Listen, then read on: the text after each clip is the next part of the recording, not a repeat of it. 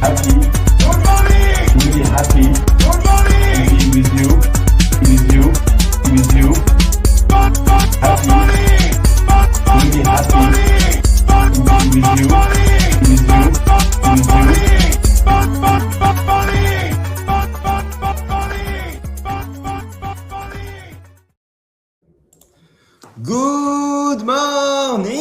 Good morning, bonjour à tous, bienvenue dans le NFT Morning, j'espère que vous allez bien. C'est le 922e épisode, on est le lundi 9 mars 2026 et alors ce matin, on va un peu changer de sujet, de thématique habituelle parce qu'on va parler d'un sujet qui dépasse largement la crypto mais qui touche directement à l'avenir d'Internet, c'est finalement la confiance dans l'information.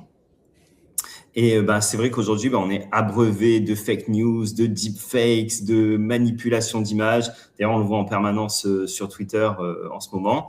Et donc voilà, donc dans un monde où la réputation, la sécurité et la vérification de l'information sont devenues critiques, il y a des solutions, des nouvelles solutions qui émergent. Et aujourd'hui, je suis ravi, vraiment très heureux de donner la parole à Florian Barbaro, le fondateur de uncov.ai.com plutôt. Salut Florian.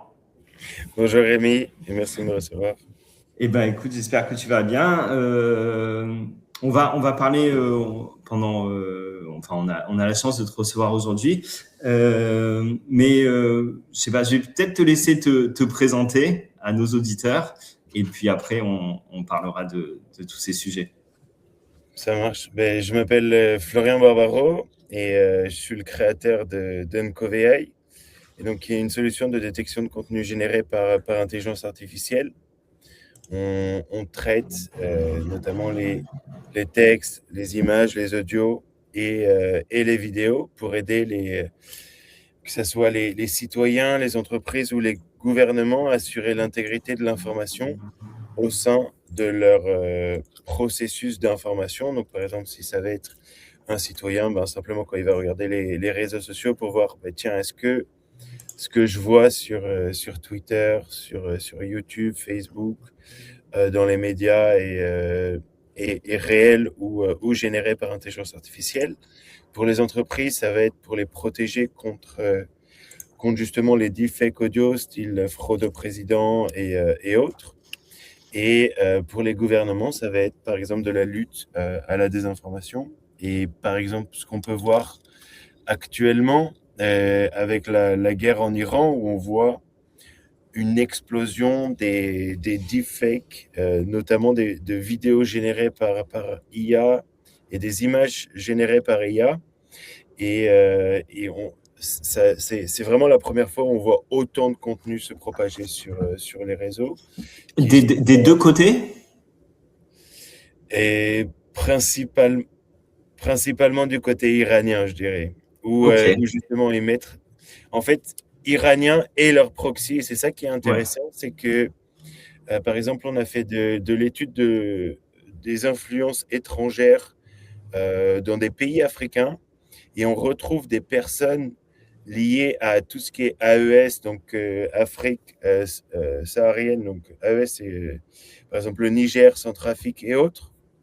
Des personnes notamment qui ont été créées par des services de renseignement russes publient, repostent ces images, ces vidéos générées par IA, donc pour l'Afrique, et on voit par exemple des comptes pro-russes repartager ces deepfakes vidéos sur l'Iran, et après une galaxie de comptes iraniens. Ok, c'est hyper intéressant, et en fait on voit que évidemment ça touche un sujet majeur aujourd'hui. Aujourd'hui déjà, mais de plus en plus en fait on va avoir du mal en fait à discerner le vrai du faux, mais même les journalistes en fait, c'est ça qui est, c'est-à-dire ceux qui sont censés nous transmettre la vérité. Ils sont un peu déboussolés, et on a souvent en fait des excuses de chaînes ou quoi, comme quoi en fait les infos qu'ils ont données avant étaient fausses, sauf qu'en fait j'ai envie de dire le mal est fait puisque l'info a été diffusée. C'est ultra difficile pour eux parce que bon, ils restent des humains et en fait c'est Ouais. des stratégies d'État qui viennent justement submerger ces journalistes de désinformation, de faux articles, de fausses images. Et donc, c'est ultra dur pour eux de savoir quelle est la part de vrai, la part de faux. Donc, le Mais temps est-ce que, qu'ils genre, tu sais, parce que je réfléchis, bon, tu vas voir l'émission, on est... Bon, là, il n'y a pas de John déjà, alors je le salue, il n'a pas pu venir aujourd'hui, mais on est un peu, voilà, comme j'ai l'habitude de dire, une conversation au coin de la cheminée, donc voilà, c'est un oui, vrai un dialogue comme ça, mais en discutant là, en fait, je me dis peut-être que le modèle de l'information auquel on est habitué jusqu'à présent, c'est-à-dire finalement le truc de breaking news, il faut mhm, être le premier à sortir la bonne info avant tout le monde et tout. En fait, c'est un modèle qui est hyper dangereux en fait aujourd'hui. oui. Et en fait, c'est assez problématique. Donc, pourquoi il y a ce côté breaking news? C'est pour être les premiers sur l'information et un peu concurrencer l'information qui circule sur les réseaux sociaux. Et donc, je pense qu'on va voir émerger plus un journaliste justement de fact-checking qui va prendre son temps de regarder les informations, essayer de vraiment aller sourcer, voir si c'est vraiment factuel, double, triple checker. Et on a vu notamment un cas où il y avait par exemple une image des tombes des enfants en Iran de l'école iranienne, Oui. où avant de publier cette image, donc on a discuté avec des journalistes, nous on l'a détecté comme vrai, et 10 heures après, l'AFP a certifié que l'image était vraie grâce à des images satellites, et donc ça prend un temps qui est beaucoup plus long, et le problème c'est que pendant ce laps de temps-là, le temps que ça soit factualisé, qu'on recoupe bien toutes les informations, on peut propager n'importe quelle Bien sûr. désinformation ou n'importe quelle théorie. Alors, on va pas rentrer dans le dur de la tech, mais là, c'est intéressant parce que là, il y a deux trucs je voudrais rebondir sur deux trucs. La première chose, c'est juste par rapport à Twitter, parce qu'en fait, c'est un peu le lieu finalement de la désinformation où en fait, Mmh. enfin, je résume un peu comme ça, mais c'est un peu simpliste de le dire ainsi. Pas les seuls. Et d'un autre côté, en fait, bah, finalement, il y a ce truc qu'ils ont mis en place avec Grok, où en fait, à chaque fois, on peut, et je vois que les gens le font de plus en plus, genre Grok, est-ce que, donc on diffuse une info, et derrière, on peut tweeter à Grok pour savoir si l'info est vraie ou pas. Déjà, toi, ben, qu'est-ce que tu penses de ce système? Et est-ce que ça vient en concurrence ou en complément de ce que vous faites chez Uncov AI? Alors, donc ça part d'une très bonne intention Ok. de pouvoir aider justement les gens à savoir si c'est vrai ou pas. Après, il y a le problème, c'est que ça reste un modèle, donc il peut y avoir certains biais, mais notamment là, on peut le voir avec donc la guerre en Iran. La plupart du temps, on met une image ou une photo générée par intelligence artificielle, par exemple d'un convoi iranien, et notamment il Mhm. y avait un convoi iranien de enfin, de gros missiles, je sais pas quoi. Et Grok était persuadé que c'était une vraie vidéo. Et donc, dans plusieurs cas, notamment, je crois que c'est un port en Israël où la vidéo était Ah oui, totalement générée d'un port en Israël. Et qui était Grok nous disait, bombardé. tout est bombardé, Ouais. cette vidéo est réelle. Donc, en fait, le problème, c'est que ça rajoute euh, de l'inconsistance et de l'incompréhension chez le public En parce qu'il fait, voit ça comme une intelligence artificielle. ouais. Donc, pour résumer, dans l'idée, c'est bien, mais c'est pas parfait en fait. Et ça peut produire l'effet inverse. C'est ça, et ça produit malheureusement souvent l'effet inverse. Ok. C'est le problème. Et en fait, des fois, il va avoir accès à une information qui est bonne, donc on va se dire, tiens, c'est bon. Et dans beaucoup de cas, l'information, malheureusement, est erronée ou fausse. Alors juste, je reviens donc sur ton exemple précédent avec confirmation donc sur le bombardement de l'école. Donc vous aviez 10 heures plutôt, 10 heures avant l'AFP, vous aviez certifié que l'image était vraie, sans rentrer dans le dur. Comment vous faites? En fait, c'est donc une image, quand elle va être générée par un modèle, il va y avoir certaines traces qui sont laissées par cette génération. Et donc, on va récupérer certains patterns qui vont nous aider justement à voir si il y a plus de probabilité que cette image soit générée ou humaine. Et donc, Ça veut dire que quand une image est générée, il y a des choses qui vont revenir, pas à chaque fois, mais des éléments c'est ça, en fait, des patterns qui peuvent être invisibles à l'œil nu. Et donc, il va y avoir des inconsistances dans la génération des pixels, des choses comme ça. Comment, par exemple, la lumière traverse l'image ou des patterns comme ça qui peuvent aider à détecter si une image est générée ou non. Après, la partie la plus difficile dans la détection de contenu généré, notamment pour les images et les vidéos, c'est pas tant de détecter à la sortie du modèle, donc c'est-à-dire on fait un prompt à Nano Banana ou autre, on dit voilà, fais-moi un avion, mais ça va être vraiment quand elle est postée sur les réseaux sociaux et qu'elle a un cycle de vie de premier post, deuxième post, récupéré, repartagé, où en fait à chaque fois, elle va subir de nombreuses compressions qui vont abîmer et en fait enlever l'essence de cette image. Et donc nous, c'est sur ce point-là où on travaille le plus et c'est le plus important en fait. Donc déjà l'analyse de l'image. Ouais. Et également analyse des comptes qui postent et repostent. Donc ça, c'est-à-dire si tu sais que telle image a été postée en premier lieu par un compte X ou Y, mais que toi tu comprends que ce compte en fait, ben, il y a un souci dessus, quoi. C'est soit un bot, soit un truc comme ça. Ça fait partie des éléments qui peuvent ouais. Alors oui, alors ça c'est vraiment plus ce qu'on fait à côté, notamment en Afrique avec un partenaire qui s'appelle Trust Me Content, où en fait on fait de l'analyse d'influence et en gros des réseaux d'influence. Et donc là on va voir, tiens, telle personne poste sur ce compte-là, on voit qu'elle utilise du contenu généré par intelligence artificielle pour gagner en viralité. Et après, en fait, on voit émerger un certain réseau qui nous permet de dire, ben voilà, cette personne-là est influencée par tel ou tel narratif de tel ou tel pays. Et après, le but, c'est de trouver les liens. Pourquoi cette personne fait ça? Incroyable. Oui, donc en fait, il y a aussi le problème de la source. C'est ça.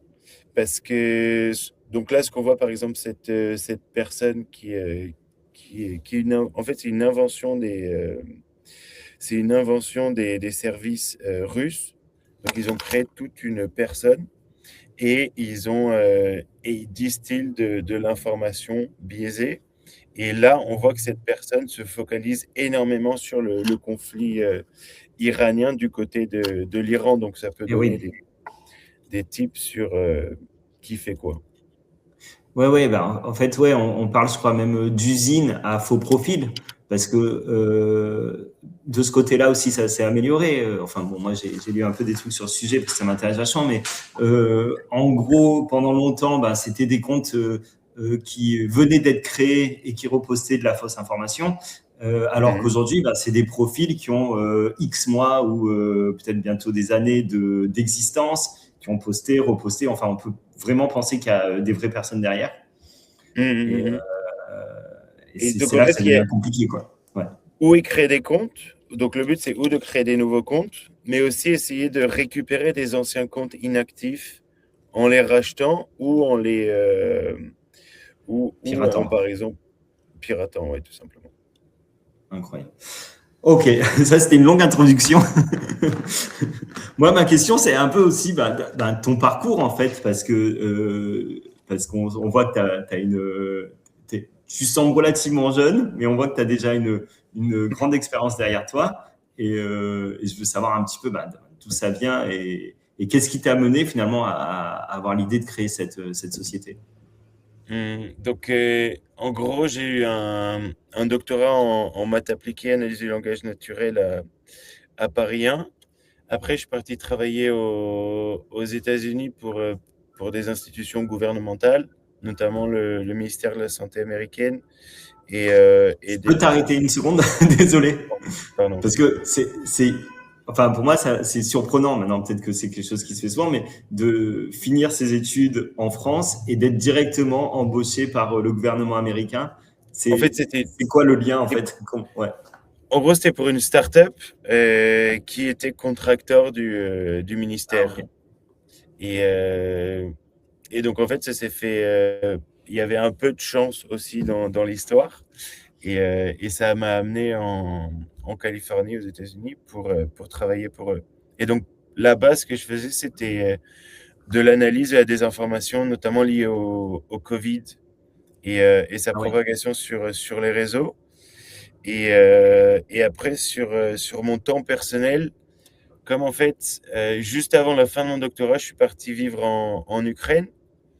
Et donc, on était en plein dans la guerre. Le but, c'était de voir comment je pouvais contribuer justement à défendre et à lutter contre la désinformation russe notamment. Et en fait, plus j'analysais les réseaux, plus je voyais que de plus en plus de personnes utilisaient des modèles génératifs pour en propager. C'est là où je me suis dit que ça pouvait être une bonne idée déjà d'avoir quelque chose qui va prélabelliser l'information. Donc, c'est pas dire forcément que quelque chose qui est généré par IA est de la désinformation, mais c'est dire, voilà, faites attention, ça a été généré par une intelligence artificielle, donc peut-être double-checker l'information avant de la prendre telle qu'elle. Donc ce que tu faisais pour l'Ukraine, c'était donc bon. Concrètement, ça consistait en quoi? Ça veut dire t'allais sur les réseaux et tu analysais par toi-même les infos, les images, etc. Et tu disais attention, cette image est fausse. Oui, c'était ça le but, parce qu'en fait, il y a eu plusieurs cas où on a vu, par exemple, je crois que c'était en fin 2022, 2023, je dirais, été 2023, il y a une personne aux États-Unis qui a réussi à créer une galaxie de faux sites Internet entièrement générés par intelligence artificielle pour propager une information sur l'Ukraine dans ce cas-là. Mais ce qu'on voit, c'est que là, le pays le plus impacté à l'époque, c'était l'Ukraine, mais on voit qu'on a la même désinformation qui déferle sur les pays européens. On le voit notamment, par exemple, en Hongrie, où on a, par exemple, des officiers du GRU qui sont venus aider pour la campagne d'Orban. Ils ont créé vraiment énormément de photos générées de faux sites Internet sur, par exemple, l'arrestation du camion qui transportait de l'argent d'une banque d'État à une autre banque d'État. Et on voit qu'en fait, ils essayent de préparer les élections qui sont pour l'instant en défaveur d'Orban. Et on a vu ces techniques en Slovaquie, en Roumanie, en Moldavie, où justement certains services ont voulu impacter l'élection du pays concerné. Et c'est un peu touchy, mais en France, c'est la même chose? En France, oui. Mais là, Tu remarques des choses un peu similaires, vu qu'on est mais à un déjà, an d'élection présidentielle? là, par exemple, pour les élections pour la mairie de Paris, il y a Ouais, ah eu oui, une bah ouais. campagne il y a eu une campagne de désinformation qui est sortie la semaine dernière sur un candidat, je crois que c'est, si j'écorche pas son nom, c'est Bournezel, qui était ciblé par des éléments, semble-t-il, du GRU. Et donc, c'était une première campagne de désinformation qui C'est venait quoi? de... C'est un peu naïf, mais c'est quoi par exemple, pour un État comme la Russie, c'est quoi le but de faire ça, c'est de finalement mettre en place ou faire élire des gens qui sont plutôt favorables qui leur sont plutôt favorables? Oui, de mettre en place certains politiques qui leur sont très, très, très favorables, qui reprennent leur discours, par exemple, que ce soit à l'extrême gauche ou à l'extrême droite, parce qu'il y a eu Bien un sûr. discours, par Ouais. exemple, à l'extrême gauche qui reprenait mot par mot les déclarations de la Russie sur le fait que, par exemple, l'Ukraine, aucun État n'avait reconnu ses frontières. Et de l'autre côté, on a un parti d'extrême droite ou plusieurs partis d'extrême droite qui reprennent. Il reprend mot pour mot les communiqués de presse du Kremlin, et l'autre reçoit et a reçu pas mal d'argent, et donc reste sur une politique très parallèle, si ce n'est sur la même direction que le Kremlin. Incroyable. Je pourrais parler des heures avec toi parce que vraiment, c'est un sujet, moi, qui me passionne. Et je pense que c'est important aussi d'en parler. On va revenir quand même sur Uncov AI. Donc, tu as cette expérience pour le gouvernement américain. J'imagine que ça a dû être compliqué. Vu qu'il y avait énormément de complotisme, de théories. Bon, après, même avec le recul, c'est encore un peu, je sais pas ce que tu en penses, mais c'est encore difficile de savoir de voir l'étendue, de savoir le vrai du faux aussi. Peut-être qu'il y avait des choses qui étaient pas si délirantes que ça. Bref, c'est passé, donc. Mais bon, ça, je pense que ça a marqué vraiment justement un moment dans l'histoire de l'information ou de la désinformation. Cet épisode du Covid. Et donc, je comprends que c'est à ce moment-là que tu as eu aussi l'idée de vouloir entreprendre et de créer ta société dans ce domaine-là. Qu'est-ce qui t'a amené finalement à revenir en France? C'était l'envie d'essayer comme j'avais fait mon doctorat et toutes mes écoles, essayer justement de rentrer en France et créer un peu une start-up, contribuer un peu à l'effort national.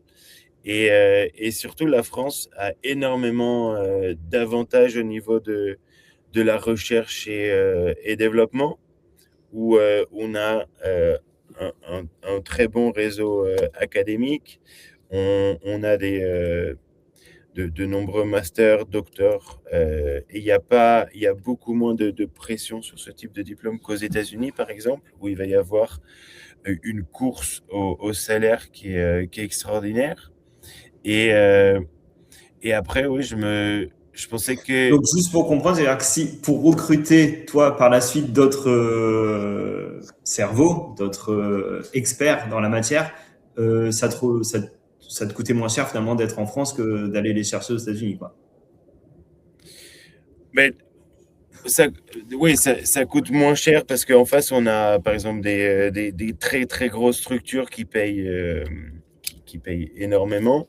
Mais après, l'avantage, c'est que on a vraiment des jeunes personnes qui obtiennent qui sont diplômées et qui sont vraiment fortes. Et donc, si on arrive à les avoir à la sortie de l'école, on peut justement contribuer à leur développement et nous grandir. Et après, plus on sera grand, plus on pourra s'aligner sur les salaires de ces grandes entreprises. Mais il y a vraiment le côté aussi disponibilité des cerveaux qui est beaucoup, beaucoup moins forte. Et justement, aux États-Unis, on le voit avec cette grosse problématique d'obtenir des H-1B, le coût aussi d'obtenir des O-1, donc des visas ou des visas de talent ou des visas de travail.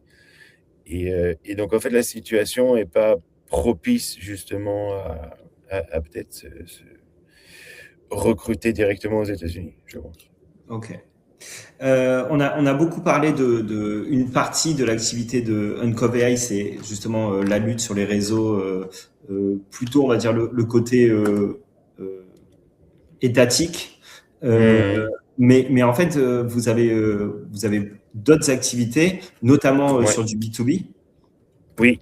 Et voilà, si tu peux, comme ça, les gens peuvent avoir un panorama complet de ce que de ce que vous faites.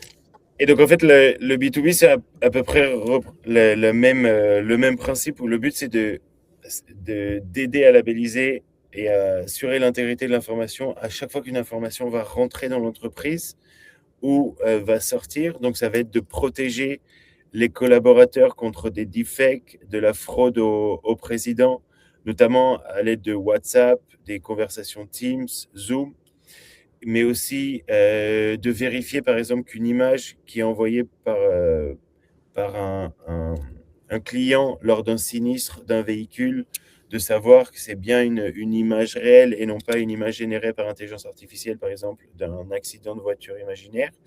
Et après, ça peut être, par exemple, de la fraude aux pièces C'est arrivé d'identité. ça? Oui, oui. Un peu des Donc, arnaques à l'assurance, quoi. c'est ça exactement. Ou en fait, ça va être des petites arnaques. Ouais. Donc, je ne dis pas qu'il faut le faire, mais en fait, il y a pas mal de personnes qui ils prennent leur voiture en photo, Ouais. ils ajoutent un petit dégât, donc qui ne va pas coûter 2 000 à 3 000 euros, mais ça va être par exemple une peinture rayée ou des choses comme ça. Ils envoient l'image à l'assureur en disant voilà, j'ai eu un petit accident, est-ce que vous voulez bien me rembourser? Et donc, dans ces cas-là, on a vu des cas où l'assurance avait remboursé justement. Waouh, je n'avais pas du tout pensé à ça, mais en fait, ouais, tout est le faux dégât des eaux, le faux. Ça, Ouais, et ok. comme ça coûte cher pour envoyer un expert, ben, Bah ouais. on va pas envoyer un expert. Et après, il y a aussi, plus aux États-Unis et en Asie, parce que le remote est plus important, la fraude aux candidatures pour des jobs, où en fait, la personne, par exemple, aux États-Unis, il y a beaucoup de Nord-Coréens qui font des applications pour des jobs aux États-Unis. Et Nord-coréen, c'est ouf. ouais, Ok. il y a beaucoup de fraude à ça. En fait, c'est pour faire rentrer de l'argent en Corée du Nord. Ah oui. Oui, mais Ouais. ils disent pas qu'ils sont nord-coréens alors. Non, non, non, non. Ah oui, oui. Ok. Non, en fait, ils vont utiliser des LLM, des face swap, des modèles d'audio générés par intelligence artificielle. Et donc, nous, le but, ça va être de protéger, par exemple, les recruteurs, à savoir si c'est bien une personne réelle ou si elle utilise en partie des modèles générés par IA. Incroyable. Ok, donc ça, c'est ce que vous faites. Est-ce que tu peux nous donner, j'y pense comme ça, mais je sais pas, quelques bonnes pratiques, tu vois, par exemple, même peut-être en entreprise, tu vois, qu'est-ce que les choses à ne pas faire ou à se poser des questions, par exemple, si on reçoit un mail, bon, ça commence à être connu, mais Mais ce qui se fait énormément en ce moment, ce sont ouais, les deepfakes audio par WhatsApp. Et donc, en fait, la personne régénère la voix du CEO, du CFO ou d'une personne haut placée, donc la C-suite, et va envoyer un deepfake audio avec un nouveau numéro de téléphone, prétextant qu'elle est en voyage et qu'elle a perdu ou oublié son classique. téléphone. Ouais. Et que Et donc, quelqu'un lui a volé sa carte bleue et qu'elle a plus d'argent et qu'il faut lui envoyer. c'est ça, ou Ouais, de bah ouais. transférer de l'argent sur ce compte-là.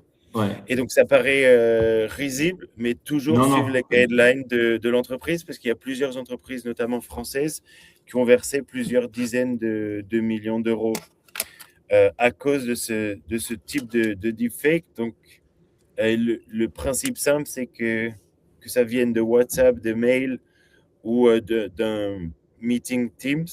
Toujours prenez Ah oui. du recul et contacter une autre personne, surtout si la personne qui vous contacte vous dit il n'y a pas besoin de validation d'informations comme ça. Ok, ok. C'est parce que bon, c'est peut-être pas bien de citer, mais avec Eleven Labs, par exemple, c'est hyper facile, non, de reproduire la voix de quelqu'un. Oui, et même sans même payer, en utilisant des technologies open source ou qui sont disponibles directement ou sur leur interface web ou sur Hugging Face, on peut régénérer avec 10 à 20 secondes Par exemple, vous prenez n'importe quelle vidéo YouTube, vous enregistrez la voix du discours de la Par personne. exemple, ce qu'on est en train de faire là. C'est ça, voilà. Et ce qu'on est en train de faire, on peut facilement régénérer la voix d'une personne et après appeler que ce soit ses collaborateurs, soit ses directeurs, soit des personnes de la famille, en prétextant, ben voilà, je suis malade ou j'ai perdu mon téléphone, est-ce que tu peux m'envoyer immédiatement de l'argent? Et en fait, c'est dès qu'il y a une urgence, il faut faire très attention et suivre des guidelines ou de l'entreprise ou demander, appeler par exemple un ami de son enfant si c'est son enfant qui contacte. Ok, moi j'ai entendu genre par exemple mettre en place un mot de passe, enfin par exemple je sais pas tyrannosaure et avec ses proches de manière à ce que si on nous demande ça, ben c'est quoi le mot de passe ou un truc comme ça, de manière à. C'est ça. Ouais. Après attention aussi parce que ce qu'on voit c'est qu'il y a beaucoup de ça marche plus pour les entreprises où en fait on voit des entreprises qui se sont fait hacker leur adresse email et donc les hackers ont toutes les informations de l'entreprise et donc vont être capables de savoir tout sur les processus commerciaux et donc vraiment de simuler. Et donc si par exemple un mot de passe en question a été envoyé dans les mails, même si c'est quelque chose qui ne devrait pas être fait, mais ça peut arriver, le hacker peut justement vous dire voilà, je connais tout. Et même si par exemple il ne connaît pas le mot de passe en question, il sait exactement que vous étiez là avec tel numéro de téléphone, avec tel IBAN et autres. Et donc ça peut vous faire penser que c'est la vraie personne. Donc vraiment. J'ai trouvé ma transition après sur la crypto, mais juste vous comment vous aidez c'est quoi les outils que vous utilisez justement pour aider ces entreprises? Et donc ils sont multiples. On a par exemple pour les collaborateurs des grands groupes internationaux qui utilisent WhatsApp, notamment des grands groupes internationaux qui sont dans les pays en voie de développement. Il faut savoir que WhatsApp est un des premières voies de business dans ces pays. Et donc, on a mis en place des bots WhatsApp qui permettent, par exemple, dès qu'on reçoit un vocal, d'analyser ce vocal et de dire, voilà, faites attention, il semble que ce vocal essaye de créer des sentiments ou de vous pousser à faire une action, par exemple, donner des credentials, verser de l'argent. On peut aussi, par exemple, détecter si une image est générée ou pas, est-ce qu'elle a déjà été présente sur Internet. Et on fait aussi, par exemple, de l'appel en direct. Donc ça, c'est quelque chose qui est nouveau. Ou par exemple, si on vous contacte avec un nouveau numéro de téléphone, vous pouvez directement appeler la personne à travers notre bot et on vous dira si sa voix est réelle ou générée par intelligence artificielle. Génial. Bon, j'ai essayé de montrer un peu ton site en même temps. Ok, et justement, je t'ai dit, j'ai trouvé ma transition. C'est vrai qu'il y a beaucoup de gens en fait dans la crypto, et comme tu disais, tu me fais penser au mot de passe dans les mails, mais qui enregistrent en fait leur clé de wallet, leur clé privée sur, par exemple, dans leur téléphone. Ou qui se l'envoie par mail ou ce genre de choses en disant au moins je sais où je saurai où récupérer mon wallet en cas de perte ou quoi. Et en fait voilà, typiquement ça c'est le genre de truc à pas faire, quoi.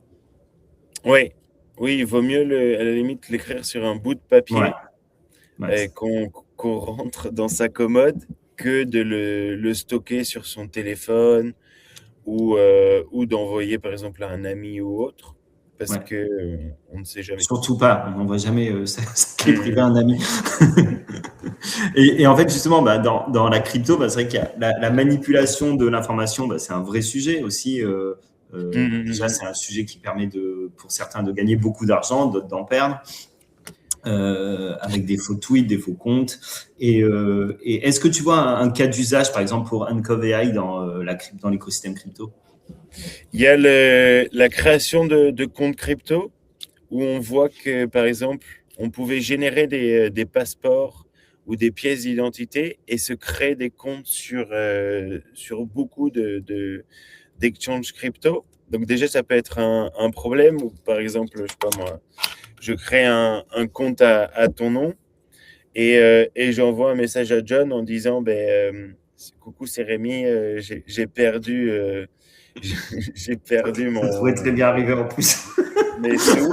C'est le genre de choses, ouais. Et donc, en fait, John, il va voir, bah, tiens, c'est le compte de Rémi, il y a bien toutes les informations. Et en fait, c'est un compte qui est entièrement généré enfin, qui a été créé en utilisant des technologies, notamment, parce que par exemple, quand on va ouvrir un compte sur un échange crypto, on va nous demander la pièce d'identité. Donc, ça, Ouais. on peut la générer entièrement. Et après, souvent, on va nous demander de bouger la tête. Et en fait, on peut générer aussi Ah ouais. cette vidéo. Et donc, en fait, on va pouvoir passer À partir d'une ouais, photo qu'on va trouver sur Google, par exemple, c'est on ça. peut créer une animation, etc. Ouais, mais même à travers, par exemple, je génère une personne qui est entièrement générée. Et à partir de cette image générée, on Ah peut oui, générer les mouvements. une C'est fake personne. c'est ça. Waouh. Ah, Et ça donc, va ça peut tellement devenir loin. assez problématique. On a une idée, mais je pense que c'est peut-être un peu tôt, mais la fraude, ou je sais pas si c'est la fraude, mais le problème de la désinformation, ça représente combien euh, en termes de business, en termes de milliards de...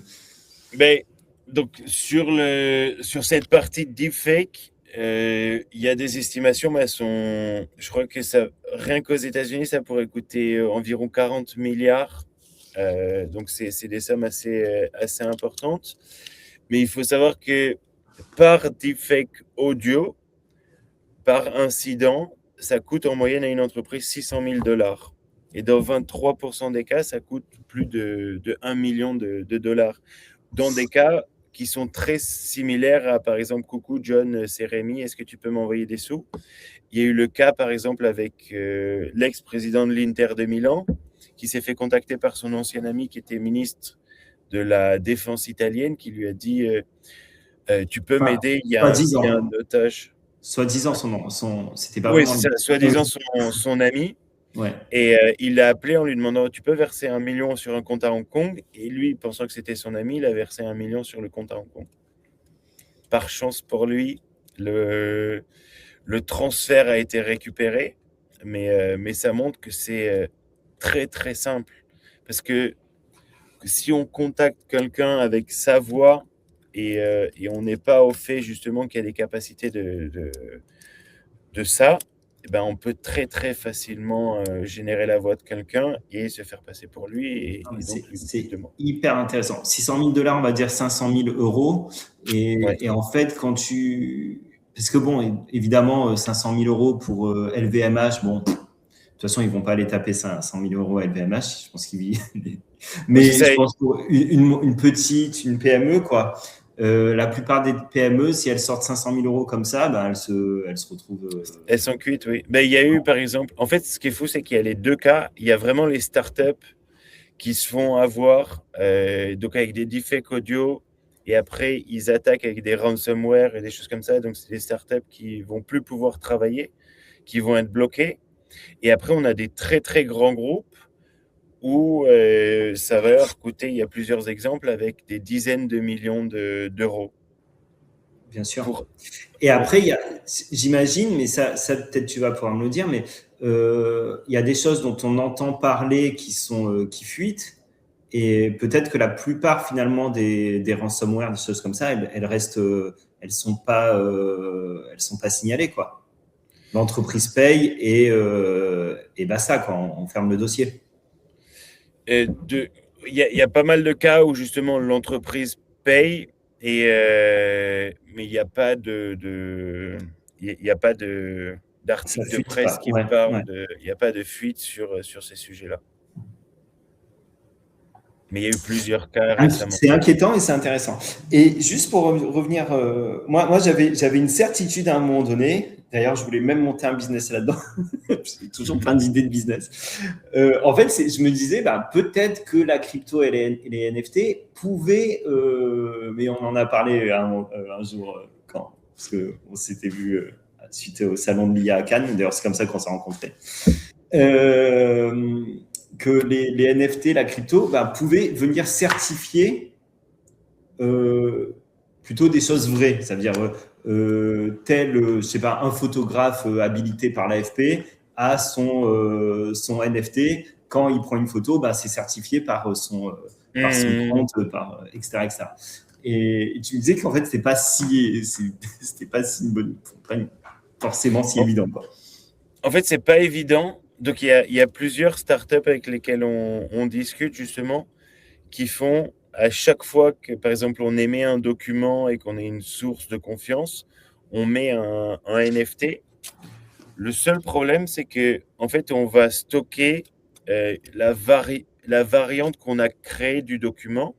Et donc, si par exemple, on prend le cas d'une image, on prend la photo, on insère par exemple un hexadécimal, Ouais. une chaîne de caractères qui représente cette image-là. Le problème, c'est que si cette image, exactement cette image-là, ben, poursuivait son chemin et restait toujours la même, là, on était capable de savoir, ben, tiens, c'est bien cette image-là.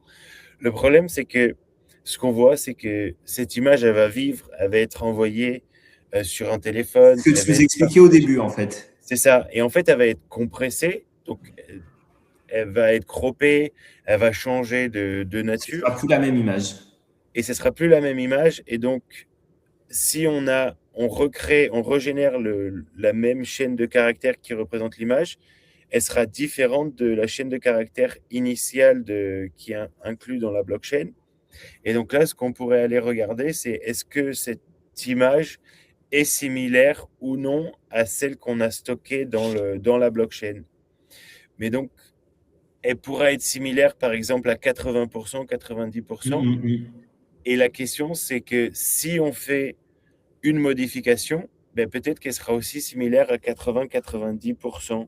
Et donc, on perd un peu cette Ouais, ce sera traçabilité. pas. Ouais, ouais. Donc oui, finalement, la certitude que l'image, elle est. Enfin, on sera plus à 100%. Donc ça a C'est plus ça. vraiment de sens, quoi. Après, il faut, enfin, dans le sens 80%, où, c'est bien, mais c'est pas 100%, quoi. c'est ça, voilà. Ouais. Après, c'est, euh, c'est alors, enfin, aujourd'hui, et je pense même demain, ça sera impossible, à part si on nous donne une image en main propre, de vérifier que c'est 100%, à part s'il y a un travail global derrière d'une dizaine, vingtaine de personnes pour aller regarder, mais tiens, est-ce que cette image est exactement réelle ou non?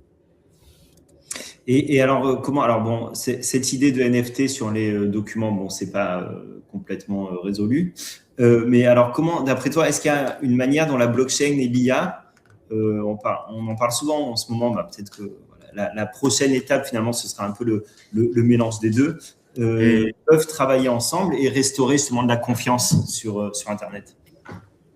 Mais je pense que déjà, si on, où ça pourrait être intéressant, c'est par exemple si par exemple un compte est relié à, je sais pas, à un token ou sur les réseaux sociaux, donc déjà on saurait qui publie cette information, même si on n'a pas son nom exact, on sait à peu près dans quel écosystème il évolue. Après, ça pourrait être un peu comme Big Brother aussi, Mhm. mais ça peut être intéressant si on trouve, par exemple, du moment où un journaliste de l'AFP prend une photo, d'être capable de retracer tout le long de cette information. Et donc, c'est un peu le cas qui essaye d'être mis en place par une coalition d'acteurs comme Adobe, Microsoft et autres, qui est de faire une certification C2PA, où en fait, on va avoir de la transparence le long du cycle de vie d'une image, par exemple, d'un contenu,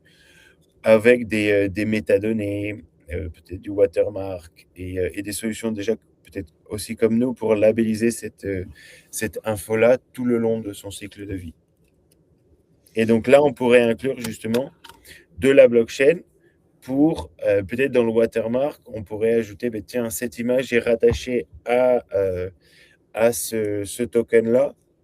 Et donc, on pourrait avoir le cycle complet à chaque fois qu'elle est republiée ou remodifiée ou autre. Ok, je réfléchis en même temps. Ouais, non, mais c'est à voir, quoi.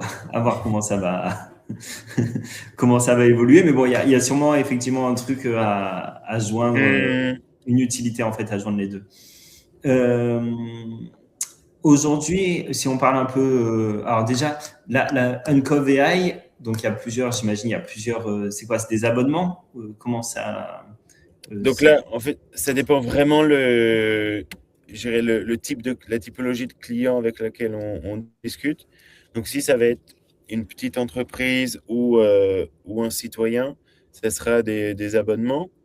Si on est sur des grandes entreprises, la plupart du temps, ça sera ou des bundles d'appels API ou du on-premise. Donc, c'est-à-dire qu'on va déployer la solution directement chez le client, notamment chez les banques et les assureurs, Ok, pour éviter justement que toute information sorte. ok. Et vous en êtes où justement dans votre développement aujourd'hui? C'est vos clients, c'est plutôt des grands groupes. J'imagine il y a pas encore beaucoup de personnes individuelles qui viennent vous solliciter. Donc, il y a quand même pas mal de. Alors, les personnes individuelles, ils viennent tester et comme ça nous fait des feedbacks rapides. Donc, on a à peu près peut-être plus de 50 000 personnes Ah ouais. qui jouent avec la solution. Mais c'est vrai que notre focus a été vraiment les corporates et notamment les corporates. Donc, on travaille avec des corporates français et européens, mais c'est surtout internationaux, notamment aux États-Unis et en Asie. Ouais, parce que quand tu nous donnes l'exemple des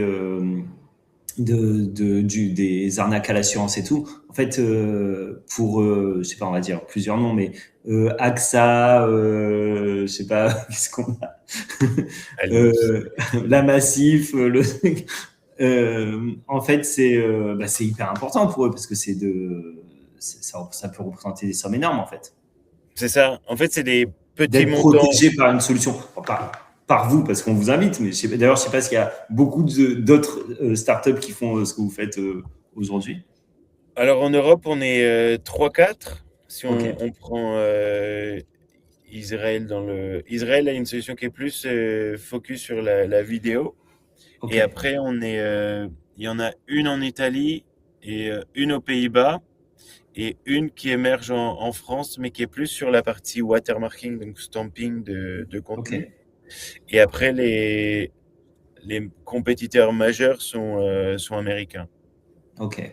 Mais vous faites là exactement la même chose? Enfin, vous êtes sur le même. En fait, le but, nous, c'est de créer des modèles qui soient tout aussi efficaces que nos compétiteurs, mais en les créant les plus légers possibles pour pouvoir les déployer plus rapidement et notamment sur tout type de plateforme. Et donc, en fait, c'est là où on se différencie, c'est d'avoir des modèles où, par exemple, la dernière fois, on travaille avec un grand compte. Au bout de 2 heures, tout tournait chez eux et ils pouvaient lancer en production. Là où pour d'autres, il faudrait acheter par exemple des GPU, des solutions assez chères. Il faudrait prévoir du hardware et des autres trucs comme Ouais, ça pour faire tourner pour stocker, pour. Ouais. Bon alors, je sais pas si on peut trop en parler, mais peut-être que les gens qui nous regardent, qui nous écoutent, pensent, enfin, te disent, mais oui, ça me dit quelque chose, cette histoire. T'as fait une apparition début février, je crois, dans Qui veut être mon associé. Bon, on va pas en parler 1000 ans, mais ça a été une bonne expérience. Ouais, c'est vraiment une expérience incroyable déjà d'être sur un aussi grand plateau devant des investisseurs avec beaucoup d'expérience. Et surtout, ça permet justement de faire parler de cette problématique justement des contenus générés par intelligence artificielle et faire réaliser aux gens que c'est leur problème de tous les jours. Et donc, ça va être aux personnes tant citoyennes comme nous, et aussi des très grands groupes qui nous ont contactés justement pour mettre en place nos solutions chez eux. Donc, ça a été... Suite au passage. Ouais. Ah, génial. Parce que je crois que, bon, normalement, enfin, je suis pas un habitué de l'émission, mais je crois que normalement, le jury décide s'ils investissent ou pas dans ta boîte. Je crois que cette fois, ça n'a pas abouti, c'est ça? C'est ça, exact. Tu sais, tu arrives à savoir un peu avec le recul pourquoi ça n'a pas basculé dans le bon sens? Ben, je pense que l'investissement qu'on demandait était peut-être... Je pense quelqu'un comme Éric Larchevêque, avec tout justement sa connaissance du sujet, etc. Je me dirais que c'est un truc qui aurait pu le séduire, une solution qui aurait pu le séduire, quoi. Ouais, ben là, malheureusement, ça ne l'a pas Ça n'a pas été le cas. séduit. Bon, l'essentiel, c'est que tu as rebondi sur d'autres choses, donc c'est intéressant. Ah ouais, non, Et non, puis, c'était vraiment top. Enfin, l'expérience est vraiment enrichissante, et ça permet aussi de voir, bah, tiens, quels sont les points qui sont compris, mal compris. Et après, comme on avait eu déjà l'occasion de discuter avec de précédents investisseurs, ça permettait de voir justement en 2 ans quelle était la différence de compréhension de ces investisseurs du problème, et on voyait justement qu'il y avait vraiment un grand changement. Est-ce que c'est un peu une consécration de passer dans une émission comme ça, ou c'est Ben, c'est vraiment une occasion, enfin c'est vraiment une belle occasion de présenter son projet. Et ce qui est intéressant, c'est que ça permet justement de le présenter à une plus grande population. Et ça, c'est une consécration. Trop bien. Rapidement, vous avez besoin de quoi aujourd'hui? Vous cherchez quoi? Vous cherchez du financement? Vous cherchez des talents justement pour vous rejoindre? Par exemple, voilà, aujourd'hui, lundi 9 mars, c'est quoi ta priorité en recherche là? Là, la priorité, c'est on a gagné énormément. Enfin, on était 2 il y a 1 an. Ah ouais. 1 an jour pour Wow. jour, et là, on est 7. Okay. On a développé les produits. Les gens sont vraiment intéressés, surtout à l'international. Et donc là, on travaille vraiment sur la partie commercialisation et signature des premiers contrats. Donc, on a des partenariats avec des très grands groupes. Et donc là, le but, c'est vraiment d'avancer sur des contrats cadres, par exemple, pour justement pérenniser l'activité. Et donc, une fois que ces contrats cadres seront signés, on espère, ça permettra justement de continuer à recruter, d'avancer sur la partie commerciale, d'améliorer les produits et de continuer dans la recherche et développement. Mais donc là, la top priorité, c'est commercialiser à large échelle et dans le monde entier nos solutions. Et juste, j'en parle parce que bon, t'es aussi une fierté locale à Nice, puisque la boîte est basée à Nice et vous avez été accéléré par Allianz. Donc, salut Sylvain d'ailleurs, si tu nous regardes. Donc voilà, donc ça c'est plutôt cool. Et justement, tu as bénéficié de bourses, vous avez eu de l'argent, des subventions, des choses comme ça?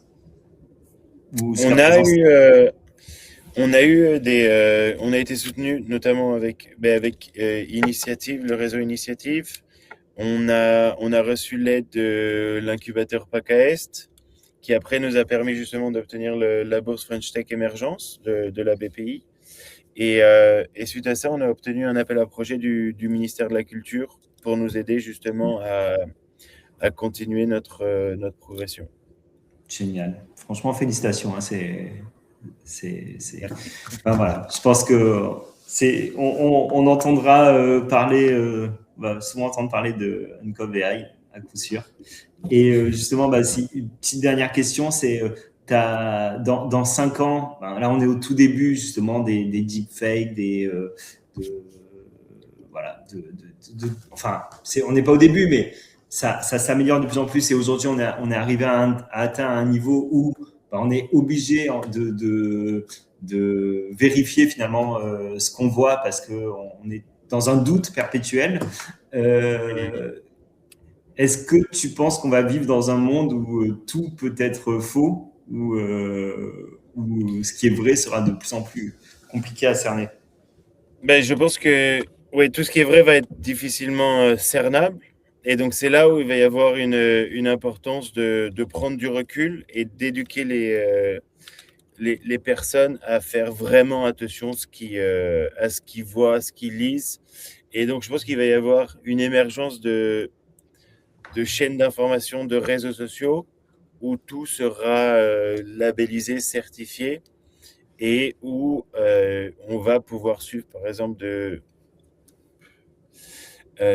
des personnes de confiance, par exemple des journalistes qui vont mettre en place des informations. Et après, le but, ce sera vraiment d'avoir plusieurs sources, comme ce qu'on faisait avant, où on allait lire, par exemple, Le Monde, Le Figaro et Libération.